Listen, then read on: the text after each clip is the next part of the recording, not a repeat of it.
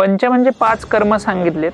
आपल्या शरीरामध्ये वेगवेगळ्या गोष्टी साचत असतात. ह्या साचलेल्या गोष्टी बाहेर काढण्यासाठीची ही परियोजना आहे. खरं तर हार्ट अटॅक येण्याचं कारण जे आहे हे तेल जास्त झाल्यामुळे नाहीये, तेल कमी पडल्यामुळे आहे. ऍक्च्युली वजन वाढवणं अवघड आहे, पण वजन कमी करणं सोपं आहे. तेल जे पदार्थ आहे किंवा स्निग्ध जो पदार्थ आहे तो फॅट वाढवणारच आहे, याच्यात नो डाऊट ॲट ऑल. मग अशा वेळेस तुम्हाला अशा पद्धतीची तेलबिया किंवा अशा पद्धतीच्या तेलबिया आहारात ठेवायला हव्या की ज्या फार फॅट वाढू देत नाहीत पण तुम्हाला स्निग्धपणा देतील. दुधाला कोणाची गरज नाही, दूध हे प्यायचं असतं, खायचं नसतं. खरं तर ज्यांना हार्ट अटॅक आलाय ना त्यांना एकदा तुम्ही हा प्रश्न विचारा की तुम्ही तेल किती खाता. व्यायामाच्या बाबतीमध्ये फक्त सूर्यनमस्कार घाला. म्हणजे दुधामध्ये साखर टाकली तर त्याचे दुष्परिणाम खूप आहेत असं पण नाही, पण तुम्ही त्या साखरेचा अतिरेक करायला लागला तर आता साखरेला डायरेक्ट पांढरं विष अशा अनुषंगाने अनेक गोष्टी आता तुम्ही ऐकताना दिसताय. पण साखर बंद करून किती लोक खरोखर निरोगी राहिलेत हा पण विचाराचा प्रश्न आहे. की ज्यांनी अनेक वर्ष लिंबू पाणी घेतलं आणि त्यांच्या शरीरामध्ये आता एवढा कोरडेपणा आलाय की त्यांच्या मेंदूपर्यंत हा कोरडेपणा आलाय. त्याच्यातून अल्झायमर सारखे, शिझोफ्रेनिया सारखे इतपत मोठे आजार होऊ शकले.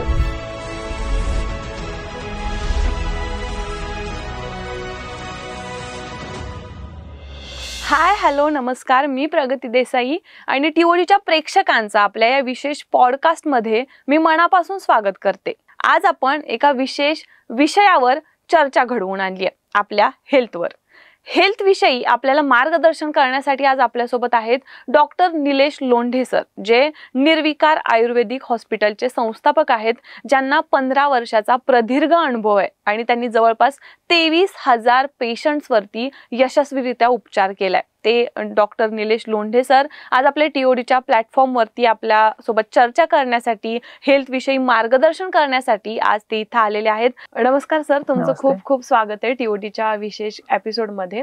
तुम्ही जो आता लिंबू पाणीचा मुद्दा सांगितला की बाबा ते गरम पाणी वगैरे घेऊन ते आपण बघतोय पण त्याच्यामुळे काहीतरी आपल्याला ते इफेक्ट नाही होत आहे किंवा त्याचे दुष्परिणाम पण आहेत, मग त्याला उपाय काय? सपोज आपल्याला वजन कमी करायचंय तर त्याच्यासाठी कुठून सुरुवात केली पाहिजे? वजन कमी करणं खरं तर खूप सोपं आहे. शास्त्राने तेव्हा पण सांगितलं. ऍक्च्युली वजन वाढवणं अवघड आहे, पण वजन कमी करणं सोपं आहे.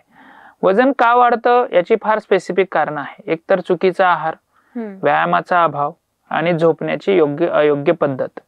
आपण जर ह्या 3 जरी करेक्शन्स केल्या ना तरी तुमचं वजन कमी व्हायला लागतं. म्हणजे कसं? मग याच्यामध्ये काय करेक्शन्स करायचंय तर सकाळी तुम्ही भाजी पोळी खायला सुरुवात करा.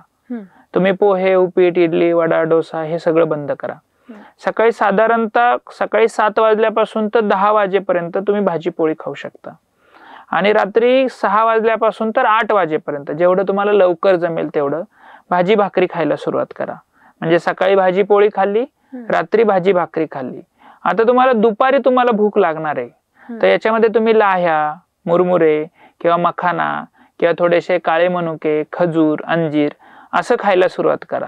मग तुमचं काय होईल की मधी जी तुम्हाला एनर्जी हवी आहे ती तुम्हाला मधी ह्या लाह्या, मखाना याने तुम्हाला यायला लागेल आणि सकाळी तुम्ही एनर्जी घ्याल आणि रात्रीची भाजी भाकरी याने तुमच्या शरीरात अतिरिक्त जे काही फॅट तयार होतंय ते फॅटच तयार नाही होणार आणि मग तुमच्याकडे जे फॅट आहे ते वितळायला किंवा कन्व्हर्जन्स व्हायला किंवा त्याच्यातून हाडं चांगली मजबूत बनायला सुरुवात होईल. त्याच्यामुळे सोपा एवढा जरी तुम्ही उपाय केला आहाराच्या बाबतीमध्ये, दुसरा व्यायामाच्या बाबतीमध्ये फक्त सूर्यनमस्कार घाला किंवा साधं पवन मुक्तासन, भुजंगासन, धनुरासन हे छोटी छोटी आसनं जरी केली तरी तुमचं पोट, मांडी आणि पोटरी हे दबलं गेलं पाहिजे. याच्याने तुमचं वजन फार छान कमी होतं. तुम्ही जर बघितलं तर आपलं वजन विशेषतः पोटावर, बॅक साईडला आणि छातीवर स्त्रियांमध्ये वाढायला लागतं. ते गरम पाणी पिणं किती योग्य आहे? गरम पाणी पिऊ शकता, ते पचनशक्ती सुधारायला मदत करतं. फक्त अति सर्वत्र वर्ज्य आहेत.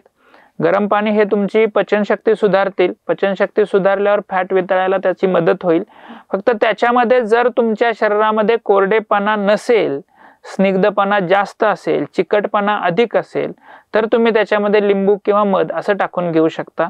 पण जर कोरडेपणा असेल, त्वचा तुमची कोरडी पडत असेल तर नुसतं कोमट पाणी प्या. तुमचं हळूहळू वजन कमी व्हायला मदत होईल. पण कोमट पाण्याने असं पण होतं का की हाड ठिसूळ होतात किंवा काय? नाही, अति सर्वत्र वर्ज्य आहे. तुम्ही अति गरम पाणी पित गेला तर शरीरामध्ये उष्णता वाढणार आणि उष्णता वाढली की हाडं ठिसूळ होत जाणार. तर तुम्ही जेवढं अति करणार तेवढं म्हणजे योग्य मात्रेतली गोष्ट ही शरीराला नेहमी फायदेशीर असते. अति मात्रेतली गोष्ट ही अति सर्वत्र वर्ज्य आहेत असं सांगितले, किंवा अति तेथे माती असं आपण म्हणतो. तर ते नेहमी लक्षात ठेवायला हवं. आणि अजून एक म्हणतात की बाबा फॅट युक्त जास्त खाऊ नये, म्हणजे तेल वगैरे पण खाऊ नये असं म्हणतात वेट लॉस करायचं असेल तर. आता तेलामध्ये काही प्रकार वगैरे वापरले पाहिजे असं? नक्कीच. तेल जे आहे ते कोणतेही तेल जे असतात, आता आपण जे घेतो ते जनरली रिफायनरी तेलच घेतो. तेल जे पदार्थ आहे किंवा स्निग्ध जो पदार्थ आहे तो फॅट वाढवणारच आहे, याच्यात नो डाऊट ॲट ऑल. मग अशा वेळेस तुम्हाला अशा पद्धतीची तेलबिया किंवा अशा पद्धतीच्या तेलबिया आहारात ठेवायला हव्या की ज्या फार फॅट वाढू देत नाहीत पण तुम्हाला स्निग्धपणा देतील. मग त्याच्यामध्ये करडई आहे किंवा तीळ आहे विशेषताने, किंवा काही प्रमाणामध्ये शेंगदाणा थोड्याशा प्रमाणामध्ये. तर तीळ, करडई विशेषताने किंवा मोहरी जी आहेत ही विशेषताने हे तुम्हाला फार फॅट वाढू देत नाही पण तुमच्या शरीरामध्ये स्निग्धपणा जो आहे तो टिकून ठेवायला मदत करते आणि मग फॅट पण कमी करतं आणि स्निग्धपणा पण टिकतो. त्याच्यामुळे तीळ, मोहरी, करडे अशी तेल तुम्ही वापरायला हरकत नाही. आणि तेलावरून अजून एक आठवलं की कोलेस्ट्रॉल वाढतो वगैरे, आणि त्यामुळे काही असं पण आहे की हार्ट अटॅक मध्ये तुम्ही हे तेल यूज करू नका, ते तेल, हार्टचे पण डिसीजेस होतात तेलामुळे. तर हे कितपत योग्य आहे का? म्हणजे हार्ट वरती त्याचा इम्पॅक्ट होतो का? खरं तर ज्यांना हार्ट अटॅक आलाय ना त्यांना एकदा तुम्ही हा प्रश्न विचारा की तुम्ही तेल किती खाता. तुमच्या असं लक्षात येईल की ती लोक ऑलरेडीच फार कमी तेल खात आहेत. खरं तर हार्ट अटॅक येण्याचं कारण जे आहे हे तेल जास्त झाल्यामुळे नाहीये, तेल कमी पडल्यामुळे आहे. कारण रक्तामध्ये पातळपणा आणि स्निग्धपणा हवा असतो.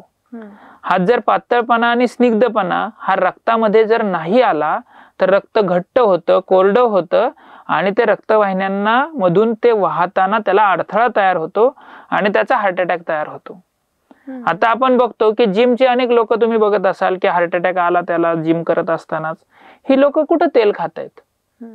बरोबर आहे, तेलाचं प्रमाण त्यांच्या आहारामध्ये तर किती कमी आहे आणि तरी त्यांना हार्ट अटॅक येतो. तर याचा अर्थ असा होतो, किंवा आता आमचे एक रिलेशन्स मध्ये एक आहेत ते काही ते मिल्कशेक वगैरे घेत होते. तर हे मिल्कशेक जो आहे तो घेऊन त्यांना स्ट्रेंथ चांगली मिळाली पण त्यांना अचानक एक दिवस हार्ट अटॅक आला प्रवास करत असताना. तर मग हे असं का झालं? तर याचं अनालिसिस करताना असं लक्षात आलं की त्यांच्या आहारामधलं तेल मात्र कमी झालंय. म्हणजे आपण ज्या तेलबिया आपल्या आहारात जायला हव्यात, आपण आता रिफायनरी तेलांच्या ऐवजी एक तर लाकडी घाण्याची तेल वापरावीत किंवा तेलबिया वापरावीत सरळ सरळ. म्हणजे तीळ आहे, जवस आहे, शेंगदाणा आहे, करडई आहे, खोबरं आहे, हे जास्त आपल्या आहारामध्ये वापरण्यात असावं. त्याचा परिणाम आपल्याला योग्य पद्धतीने तेल मिळायला मदत होते. आपल्या आहारातून आपल्या रक्तवाहिन्यात तेल जातं आणि त्याचा परिणाम हार्ट अटॅक थांबवायला मदत होते. त्यामुळे तेल गेली पाहिजेत पण अति सर्वत्र वर्ज्य तिथं सुद्धा. म्हणजे तुम्ही तेल म्हणजे मी रोज तळलेले भजी खाईल किंवा तळलेले वडे खाईल असं इथं अपेक्षित नाहीये. तुमच्या भाजीमध्ये, तुमच्या डाळीमध्ये जेवढं तेल अपेक्षित आहे तेवढंच ते केलं पाहिजे. आता हार्ट अटॅक म्हणजे मोस्टली ब्लॉकेजेसमुळे येतो किंवा मग रक्त पातळ नाहीये म्हणून येतो? बेसिकली ब्लॉकेज कशामुळे होतो? त्याचं कारणच रक्त पातळ कमी होणं आणि रक्त घट्ट जास्त होणं आणि त्या रक्तामध्ये कोरडेपणा येणं. म्हणजे आज जर तुम्ही मला सांगा रक्त पातळ असेल आणि स्निग्ध असेल म्हणजे चिकट असेल तर ते इझिली वाहून जाणार आहे.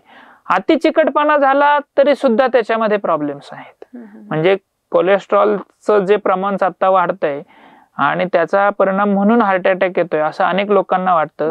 तर असे कितीतरी केसेस आहेत ज्यांचं कोलेस्ट्रॉल नॉर्मल आहे आणि त्यांना पण हार्ट अटॅक आलाय. आणि असे कितीतरी रुग्ण आहेत की ज्यांचं कोलेस्ट्रॉल 700-800 आहे आणि त्यांना एकदा हार्ट अटॅक आलेला नाही. याचा अर्थ असा होतो की cholesterol is not directly equal to the heart attack. Heart अटॅकची अनेक कारणं असतात, त्याच्यामध्ये रक्त पातळ आणि घट्ट हा एक महत्वाचं कारण आहे. आणि ते रक्त पातळ म्हणजे लोक व्यायाम करत नाहीत त्याच्यामुळे त्यांचा रक्त संचार चांगला नसतो, एकाच जागी बसतायत. रक्त जर वाहिलंच नाही तुमचं, तुम्ही त्याला वापरलंच नाही तरी सुद्धा रक्त वाहताना घट्टपणा येणार आहे. म्हणजे जी लोक व्यायाम करत नाही त्यांच्यातही हार्ट अटॅक येऊ शकतो. जे अति व्यायाम करतायत म्हणजे त्या रक्ताला अति प्रमाणात कोरडं करतायत त्यांच्यामध्ये पण हार्ट अटॅक येऊ शकतो. त्यामुळं सम अवस्था असली पाहिजे. म्हणजे अति सर्वत्र वर्जित. आणि ते अजून एक होतं की सपोज हार्ट अटॅक आला तर काही टेस्ट आहेत ज्याच्यामधून कळतं की तुम्हाला किती % ब्लॉकेज आहेत वगैरे.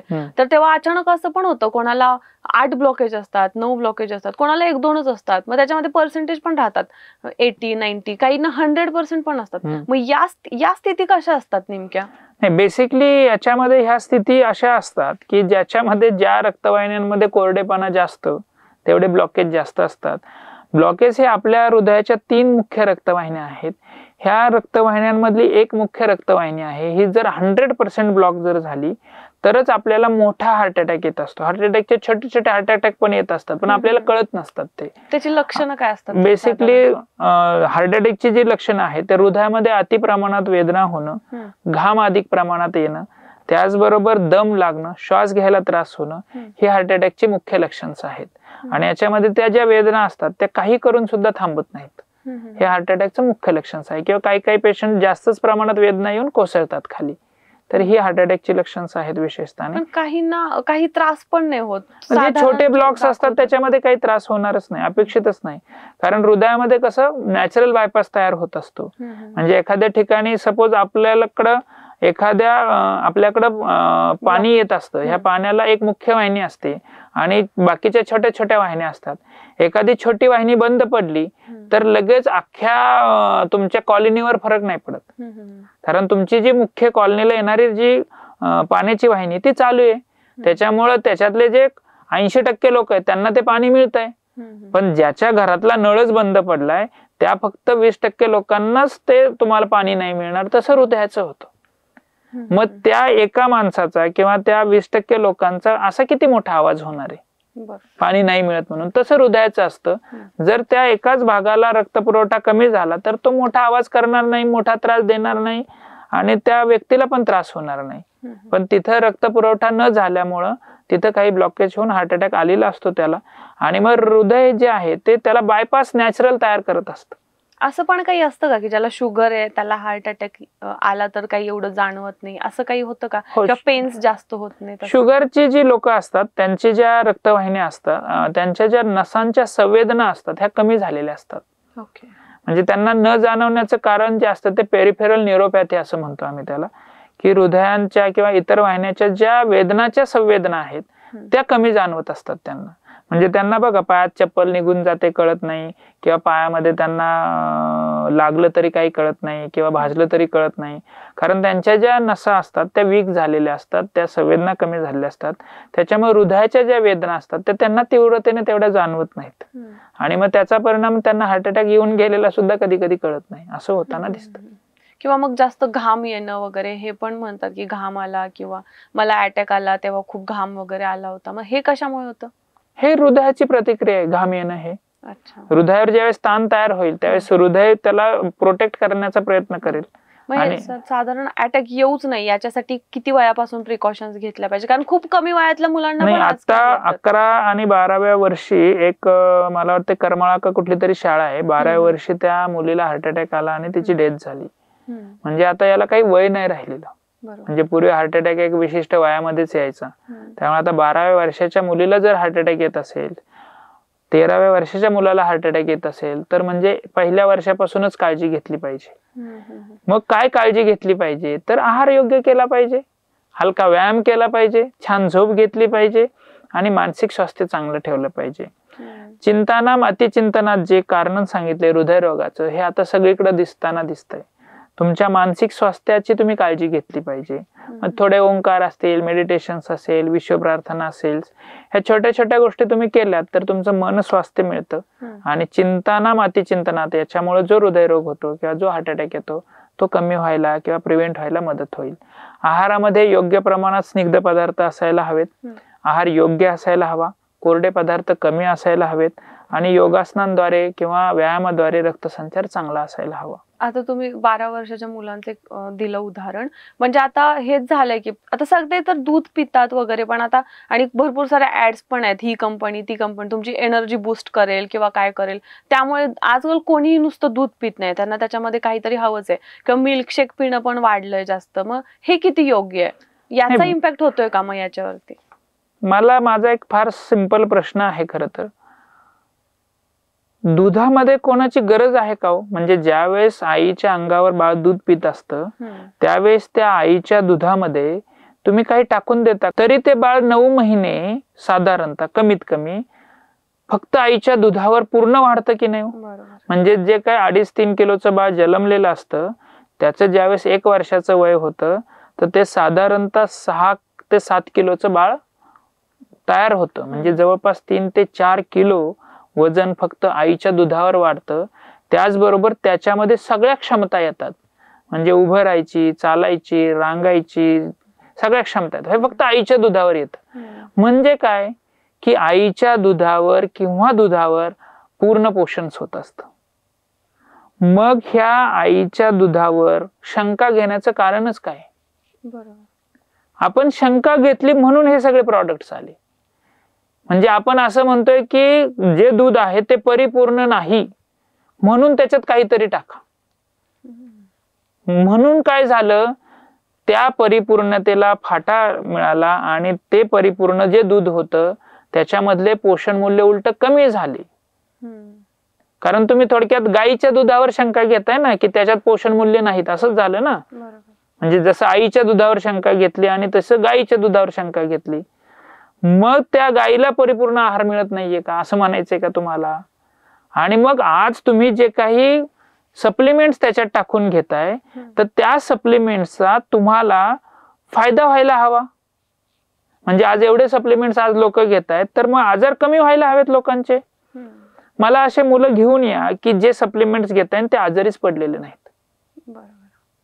बरोबर आहे. म्हणजे काहीतरी चुकतंय. म्हणजे चुकतंय ते आपण जे शंका घेतोय तिथं खरं हे सगळं चुकतंय. आणि मग त्या शंकांवर आपण जे निरसन करायला हवं आरोग्याच्या दृष्टिकोनातून ते न करता अजून कोरडं काहीतरी खायचा प्रयत्न करतोय. या लहान मुलांना काय दिलं पाहिजे, मग पर्याय काय याच्यावर? बेसिकली पहिली जे वर्ष असतं ते शिराद म्हणजे फक्त दुधावर राहिलं पाहिजे. दुसरं जे वर्ष असतं बाळाचं ते शिर आणि अन्नात, म्हणजे शिर म्हणजे दूध आणि अन्न. दुधाला कोणाची गरज नाही. दूध हे प्यायचं असतं, खायचं नसतं. दूध हे प्यायचं असतं, खायचं नसतं. आणि तिसरी अवस्था जी आहे ती म्हणजे अन्नात, फक्त अन्न खाल्लं पाहिजे. हे कुठेतरी डिस्टर्ब होताना दिसतंय. आणि अन्न खात असताना सकाळी भाजी पोळी चमच्याभर तूप, दुपारी हलकी मूगडाळ खिचडी, 5 वाजता फ्रुट्स किंवा ड्राय फ्रुट्स आणि रात्री भाजी ज्वारीची भाकरी, असं 4 वेळा जर मुलांना छान आहार दिला तरी तो मोर दॅन सफिशियंट आहे त्यांची वाढ करण्यासाठी. आणि इतर वेळेत जर त्यांना भूक लागली तर तुम्ही दूध देऊ शकता. म्हणजे दूध मी सांगितलं प्यायचं असतं, ते खायचं नसतं. सकाळी जर लवकर मुलगा उठत असेल तर सकाळी उठल्या उठल्या त्याला दूध द्या. भूक लागल्यावर जेवायला द्या, असंही करू शकता. ज्याला भूकच कमी आहे त्याला मात्र दूध देऊ नका, कारण दूध पचायला जड असतं. त्याच्यामुळे ज्याची भूक चांगली आहे त्याला दूध द्या, ज्याची भूक चांगली नाही त्याला दूध देऊ नका. भूक चांगली वाढवा त्याची पहिली, चांगला त्याला व्यायाम करायला लावा, भूक वाढू द्या आणि मग दूध तूप द्या, अजून जास्त फायदा होईल. दूध पचायला जड आहे, मग ते रात्री दूध पिणं योग्य आहे का? अयोग्य, पूर्णपणे अयोग्य. बरीच मुलं रात्री दूध पितात. ती आपण सवय लावली ना, ती का लावली माहित नाही, त्याच्या पाठीमागे शास्त्र काय आहे माहित नाही. रात्री मुलगा जेवण पण करतोय, रात्री दूध पण पितोय, रात्री परत फळं पण खातोय. म्हणजे रात्री एवढं का खातोय हा सगळ्यात मोठा प्रश्न. म्हणजे जे तुम्हाला वेळ नाही म्हणून तुम्ही त्याला देताय का? म्हणजे तुम्हाला दिवसा त्याला खाऊ घालायला वेळ नाही म्हणून तुम्ही त्याला रात्री खाऊ घालताय का? हे सगळ्यात चुकीचं आहे. कारण जसा दिवस उगवत जातो तशी भूक वाढत जाते आणि जसा दिवस मावळत जातो तशी भूक कमी होत जाते. मग साधारण कधी पिलं पाहिजे दूध? सकाळी उठल्यावर किंवा दुपारी त्याला भूक लागली तर जेवणाऐवजी दूध द्यावं. आता त्याच्यामध्ये पण असं होतं की साखर टाकतात प्रत्येक जण, मग आणि असं पण होतं की आता लहान मुलांचं एक सोडलं तरी एक तरुण वयामध्ये पण मुलांना दुधात साखर वगैरे टाकतात, किंवा आता खूप जास्त कदाचित सोशल मीडियामुळे पण असेल, पण साखर खूप म्हणजे इम्पॅक्ट आपल्या चुकीचा होतोय साखरेचा आपल्या बॉडीवरती, असं खूप सगळीकडे पसरलेलं आहे की साखर सोडा, 1 महिना साखर सोडा हे बेनिफिट्स होतील, 2 महिने सोडा हे बेनिफिट्स होतील. तर ते कितपत योग्य आहे? बेसिकली मी म्हटलं अति सर्वत्र वर्जेत. दुग्ध शर्करा योग असा एक शब्द ऐकलाय का तुम्ही? नाही. बरोबर. जनरली आपण दुग्ध शर्करा योग झाला म्हणजे फार छान झाला असं म्हणतो, आहे की नाही? म्हणजे दुधामध्ये साखर टाकली तर त्याचे दुष्परिणाम खूप आहेत असं पण नाही. पण तुम्ही त्या साखरेचा अतिरेक करायला लागलात तर आता साखरेला डायरेक्ट पांढरं विष अशा अनुषंगाने अनेक गोष्टी आता तुम्ही ऐकताना दिसताय. पण साखर बंद करून किती लोक खरोखर निरोगी राहिलेत हा पण विचाराचा प्रश्न आहे. कारण शरीराचं जे खाद्य आहे आपल्या याच्यामध्ये ग्लुकोज हे आपल्याला फार गरजेचं आहे. आणि तुम्ही जर ग्लुकोज बंदच केलं पूर्णपणे तर आपल्या शरीराला ते ग्लुकोज वर जे पोषण व्हायला पाहिजे ते होताना दिसत नाही. आणि ते पोषण जर नाही झालं तर शरीराचे जे काही ऍक्टिव्हिटी आहे त्याला अडथळा येईल. त्यामुळं कमी प्रमाणामध्ये तुम्ही दुधामध्ये साखर टाकून घेऊ शकता. त्याच्यामध्ये विशेषतः खडी साखर टाकली तर अजून जास्त चांगला फायदा. अच्छा, पण ते साखरेचं असं पण होतं का की त्याच्यामुळे एज तुमचं जास्त दिसून येतं, किंवा असं पण होतं साखर कमी करा तुम्ही ऑटोमॅटिकली तुमचं एज कमी होईल, किंवा हे बऱ्याच गोष्टी अशा पसरतायत सध्या की साखरेचे दुष्परिणाम होत आहेत खूप जास्त, त्यामुळे साखरच सोडा असं खूप ठिकाणी. सोडा हा खरं तर योग्य मार्ग नाहीये त्याच्यातला. कमी प्रमाणात घ्या हा योग्य मार्ग आहे. म्हणजे मी मगाशी म्हटलं तसं तुम्ही आज आपण साखरेचे अनेक पदार्थ खातो वेगवेगळ्या अँगल, त्याच्यामुळे आपण अति प्रमाणात साखर टाळलीच पाहिजे, नो डाऊट एट ऑल. पण कमी प्रमाणात घ्यायला हरकत नाही. आणि डायरेक्ट साखर घेण्याच्या ऐवजी इनडायरेक्ट साखर घ्या. जसे की फळं आहेत तुम्हाला इनडायरेक्ट साखर देतात. जसे की फळभाज्या आहेत, दुधी भोपळा आहे, लाल भोपळा आहे, इनडायरेक्ट साखर देतात. त्याच्यानंतर ड्राय फ्रुट्स आहेत, इनडायरेक्ट साखर देतात. दूध आहे, इनडायरेक्ट साखर देतं. त्याच्यामुळे मग दुधाचे पदार्थ असतील, कंदमुळ आहेत, इनडायरेक्ट साखर देतं. बरोबर आहे. म्हणजे दूध आहे, कंदमुळ आहेत, फळभाज्या आहेत, काही पालेभाज्या आहेत, ह्या गोड असतात. म्हणजे ते साखर देतातच ना, फक्त इनडायरेक्ट साखर देतात. मग त्या प्रमाणातली साखर तुम्ही घेतली तर जी पांढरी साखर आहे हे तुम्ही फार घ्यायची गरज नाही. तरुण दिसण्यासाठी साखर कमी करा असं खूप वाढलंय सध्या मार्केटमध्ये, खूप बोललं जातं. किंवा आता मध्ये एका आलिया भट्टचा एक व्हिडिओ पण व्हायरल होत होता, साखर आहे हे नको मला, कारण बिकॉज साखरमुळे माझं एज जास्त दिसतंय मी जर साखर खाल्ली तर. हा खूप जास्त व्हिडिओ व्हायरल झाला होता. तर याच्यात किती तथ्य आहे? नाही, निश्चितच साखर हा एक महत्वाचा मुद्दा आहे. कारण साखर जर अति प्रमाणात तुम्ही खाणार असाल तर शरीरामध्ये मधुर जो रस आहे तो अति प्रमाणात शरीरात सेवन केला जाईल. आणि मधुर रसातून अनेक जे काही मधुर प्राधान्याने व्याधी आहेत ते होताना दिसतील. त्याच्यामध्ये विशेषतः डायबिटीस हा जो व्याधी आहे हा मधुर प्राधान्याने व्याधी आहे. जर डायबिटीस जर झाला तर मनुष्याचं जे आयुर्मान आहे ते निश्चितच कमी व्हायला कारणीभूत ठरतं जर त्याचं नियंत्रण व्यवस्थित नसेल तर. म्हणजेच आपल्याला साखर ही नियंत्रणातच खाल्ली पाहिजे. फक्त साखर तुम्ही नाही खाल्ली आणि तुमचं तारुण्य 100% टिकून राहिलं असंच फक्त होणार नाही. जर तुम्ही साखर 100% टाळली आणि त्याच्याऐवजी तुम्ही वडापाव खाल्ला, इडली खाल्ली, डोसा खाल्ला, पोहे खाल्ले, उपीट खाल्ले तर निश्चितच तुमचं जे काही बाकीच्या गोष्टीतून जे काही तारुण्य निर्माण व्हायला हवं होतं ते निर्माण होणार नाही. शास्त्राने षडरसात्मक आहार घ्यायला सांगितलाय, त्याच्यामधले मधुर रस पण घ्यायला सांगितलाय. तो मधुर रस फक्त तुम्ही डायरेक्टली साखर न खाता, मग तुम्ही मगाशी जसं तुम्हाला सांगितलं की डायरेक्टली साखर न खाता आपल्याला फळांमधून साखर मिळते, ड्रायफ्रुट्स मधून साखर मिळते, दुधातून साखर मिळते, तुपातून साखर मिळते. हे सगळे साखर देणारेच पदार्थ आहेत. कंदमुळातून साखर मिळते. तर हे पदार्थांचं तुम्ही चांगलं सेवन केलं तर इनडायरेक्टली षडरसात्मक आहार जाईल. षडरसात्मक आहार हा तारुण्य टिकवण्यासाठी नेहमीच प्राधान्याने राहिलेला आहे. त्याच्यामुळे जेवढं षडरसात्मक घ्याल तेवढं तुमचं तारुण्य टिकून राहील. अतिप्रमाणात साखर खाल्ली तर तुमच्या तारुण्याला बाधा येणारच हे नक्की. जे आपण मगाशी बोललो अटॅक वरती वगैरे, मग आता बऱ्याच लोकांचा कल आयुर्वेदाकडे वळलाय. बरेच लोक पंचकर्मासाठी सर्च करतायत की पंचकर्म केलं पाहिजे. तर पंचकर्म म्हणजे काय नेमकं सांगा. पंच म्हणजे 5 कर्म सांगितलेत. आपल्या शरीरामध्ये वेगवेगळ्या गोष्टी साचत असतात. ह्या साचलेल्या गोष्टी बाहेर काढण्यासाठीची ही परियोजना आहे. आणि दुसरं ती बाहेर काढल्यानंतर आपल्या शरीरामध्ये स्निग्धपणा यावं, ऑइलिंग व्हावं, नरिशमेंट व्हावी, पोषण व्हावी, याच्यासाठीची योजना म्हणजे पंचकर्म. जसे की शरीरामध्ये जर कफ साचलाय किंवा कफाच्या अधीन काही आजार असतात, म्हणजे दमा आहे किंवा सर्दी आहे, खोकला आहे किंवा हृदयाचे काही आजार आहेत किंवा पोटाचे काही आजार आहेत, मळमळ होणं आहे, असे जे कफाच्या अधीन जे आजार आहेत ते जर आपण प्रॉपरली शास्त्रोक्त उलटीद्वारे जर बाहेर काढले तर शरीर शुद्धी होत असते.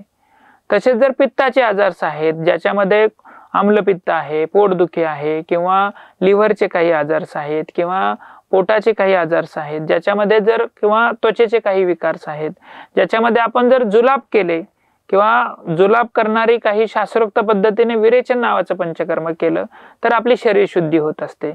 तसंच मोठ्या आतड्यांमध्ये औषध सोडून आपल्या गुदद्वाराद्वारे औषध सोडून एनिमा घेऊन एक शरीर शुद्धी केली जाते. ती आपल्या शरीराचं वाताचं बॅलन्स करत असते. अशा शरीरात 3 दोष असतात, वात पित्त कफ आणि रक्त हा 4था दोष सांगितलाय. तर अशुद्ध रक्त जे आहे ते जर आपण जवळच्या मार्गाने काढून टाकलं तरी सुद्धा रक्तशुद्धी होऊन शरीर शुद्धी होत असते. तसंच मेंदूच्या भागाचं किंवा नाकाच्या भागामध्ये नाकामध्ये एक औषध